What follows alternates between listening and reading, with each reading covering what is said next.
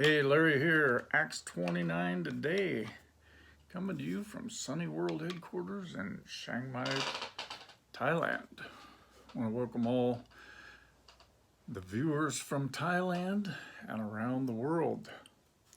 Well, today I'm going to share with you another thing that happened in Haiti. We had gone to Haiti and we took a couple of friends with us who had never been there before, and would probably never go back again. I don't know. But anyway, we took these two people and an older gentleman who had traveled a lot, and then another middle-aged lady that hadn't traveled too much out of the country. So everything was going great and we were having an amazing time. And then about 5 days before leaving Haiti, there was some unrest because of some election results. So 2 days before we were supposed to catch our flight back on American Airlines from Port-au-Prince to Miami, the older gentleman's wife sent a message to him that American Airlines had canceled all flights from Haiti because of the civil unrest. So now they were burning tires in the streets and shooting people and blocking roads, and it was getting very difficult to go outside at all for anything. And so traveling in Haiti as I did, I knew there was a possibility of this happening sometime, but I just didn't know when. And now it was happening. And when we had two guests on the trip. So we were not going to be flying out of Port-au-Prince to anywhere. On the day back, when we were supposed to go, we didn't even know if we'd get to the airport if there had been any flights. So we began to check some other options. There were not too many options, but one of the Haitian brothers that had traveled with us from Miami to Haiti decided that we would leave the guest house early in the morning when the protesters were the least active. Then we would drive to a bus station not too far from the guest house and get tickets to the Dominican Republic and go to Santo Domingo, the capital, and fly to Miami from there. Now, you know, Dominican Republic and Haiti share the island. They're split in half. So just after sunrise the next morning, we left for the bus station. The white folks, we kept our heads down. On the way, there were some burning tires and cars, but we were able to get around them with no problems. Then we got on a bus and made it out of Haiti to the border. And there's what one of the bus looks like, and then this was kind of the mass of people that we ran into at the border. So we left Haiti at the border. It was very chaotic, and there was a news reporter from some South American country that came up to me and asked me about this situation inside of Haiti. Then everyone was off the bus. Get your bags out for inspection. But before we even got to the inspection table, they said, okay, back on the bus. So now throw your bags back on the bus and go a short distance to the checkpoint going into the Dominican Republic and repeat the whole process again. Then another 6 hours or so to the bus station in Santo Domingo. Once we arrived in Santo Domingo, we got a taxi to the Las Americanas International Airport, and to our great relief, American Airlines booked us all on the first flight leaving out of the country the next morning.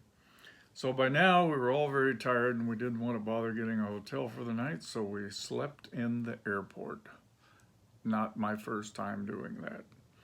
The next morning, we boarded the first flight out to Miami, and before the day was over, we were back home in Washington State. This, of course, was one of those trips that you will never forget. But this is all part of things that can happen when you go to countries that are not really stable. And it comes with a job description of doing mission work. When we got back to Washington late that evening, the next day I went to lunch with one of my friends, and he said, "So how'd your week go?" And I thought for a second, and I said,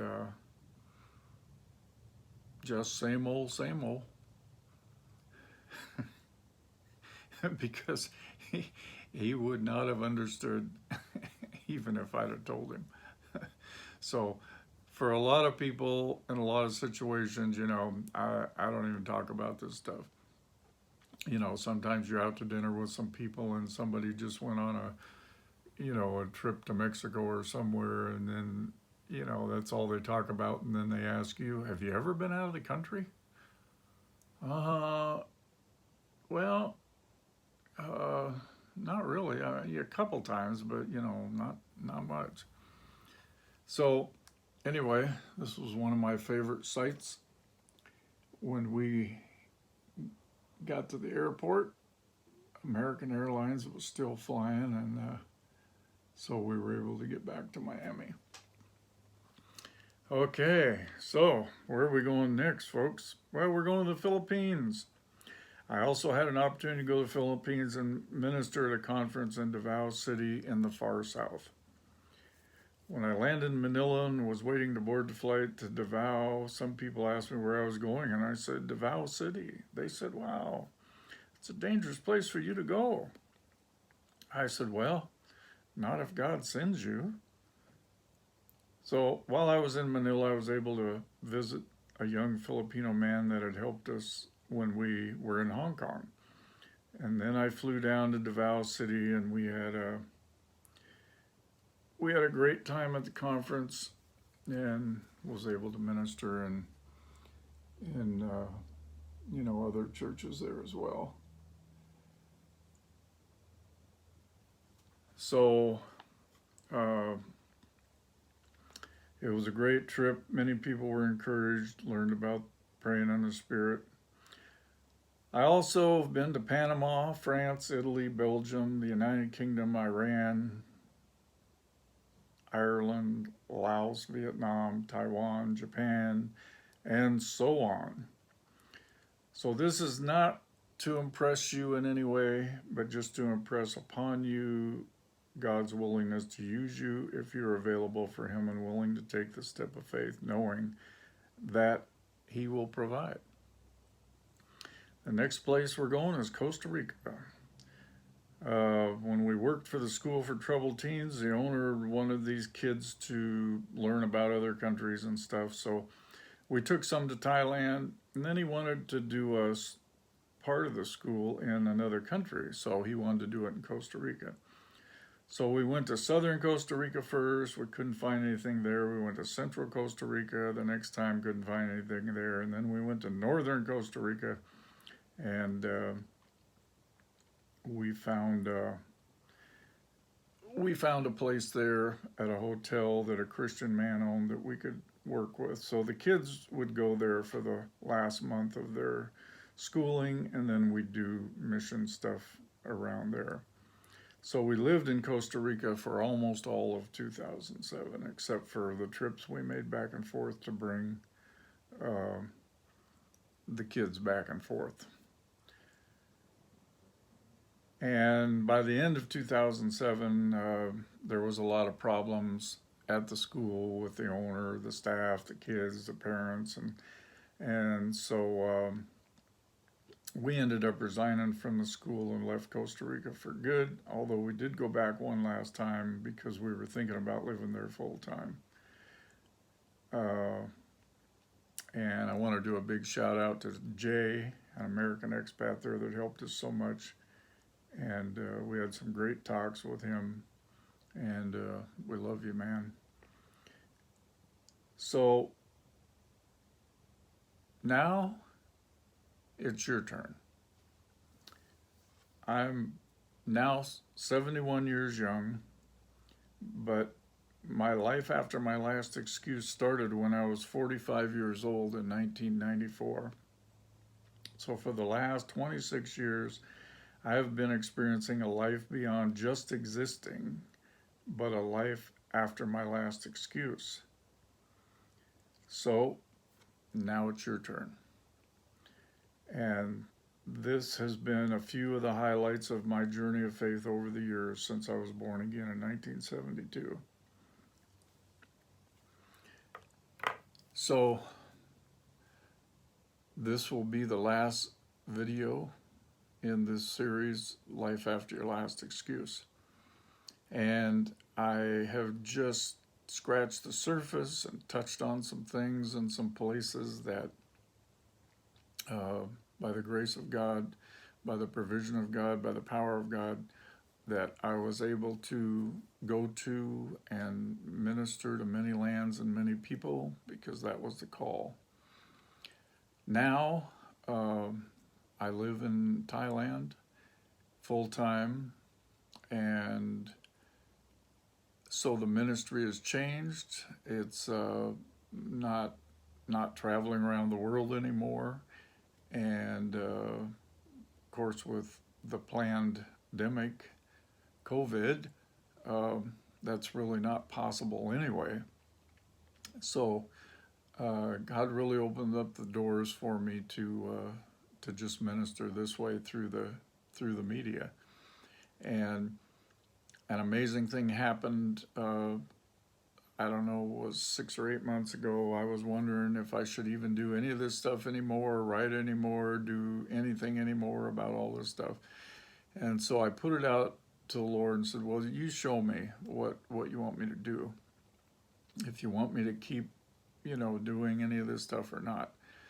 And a few weeks later or so, I was at a mall, and I'll be talking about this again in another video. I'll show you the actual picture. But I was walking around the mall that one day, and I wasn't really thinking about anything. And then I just thought, oh, I haven't really heard from the Lord about, continuing on with the stories and stuff. And then I forgot about it, and I was just walking around, and I happened to go down a way that I never usually go at that mall. And it was a big Nike store, and on this one whole wall was just glass. And then I was walking along, and I looked over, and this big, huge poster caught my eye. And it had a picture of somebody running, because it was a Nike store, and they had on Nike tennis shoes. But this poster said, just write the story, or write the story for the rest of your life. Kind of an odd poster for a Nike store. And I'll have the picture of it in another video. It said, write the story, or write your story for the rest of your life. And I looked at that poster, and I thought, what? I looked at it again, and it was the only poster in that whole wall of glass. One poster, about a 6-foot poster, said, write the story for the rest of your life. And I was like, wow, if that's not a word in your face, I don't know what is. And so I was amazed. I was amazed. There was my answer. Write the story for the rest of your life. In other words, get this story out for the rest of your life. And so that's what I'm doing. I've blogged it, I've podcasted it, I've wrote ebooks, and now I'm putting it all on YouTube, so that the whole story of my life will be out there. And I'll keep doing content and material, for the rest of my life, because that's kind of what the program is now. So thank you for tuning in and listening to all these, if you've listened to all of them, and I hope you got something out of them. There's a lot more coming, and a lot more nuggets along the way that are going to help you in your spiritual journey. So thank you so much for being a part of this story, and I will catch you on the next video.